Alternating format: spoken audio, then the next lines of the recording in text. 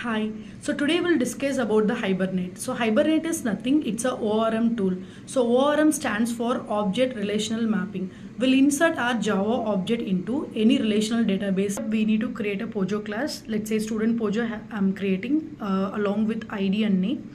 So next we need to configure the Hibernate XML file. So in the Hibernate XML file you need to specify 6 steps. The first 4 contains the driver class name and URL and the username and password. Then you have to specify the Hibernate HBM DDL auto.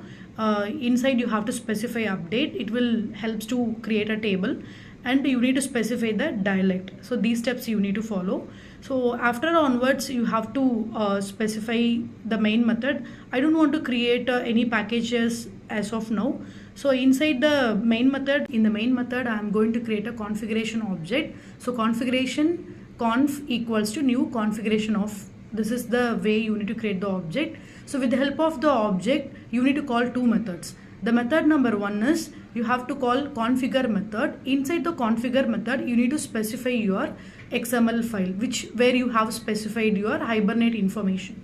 In the second method you need to call add annotated class. So we have a Pojo class, right? So the Pojo class we annotated with at entity. The meaning of that annotation is the Spring will understand, the Hibernate will understand this entity should comes as a table in your database. We'll see. So after created the configuration object, we need to specify service registry interface. Variable name equals to new standard service registry builder of. We should not put the semicolon. So we have to continue with the dot. We need to call the method. The method name is apply settings of method. Inside the method you need to call config.get properties of method. So again after called this apply settings, we need to call another method called build of.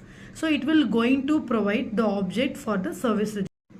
So next we can create session factory object equals to, you have to call the method, call it as build session factory, which is available inside the config object. So config dot build session factory method you need to call. So it will going to provide session factory object. So once it has done, you can create interface called session. So the variable you need to keep it.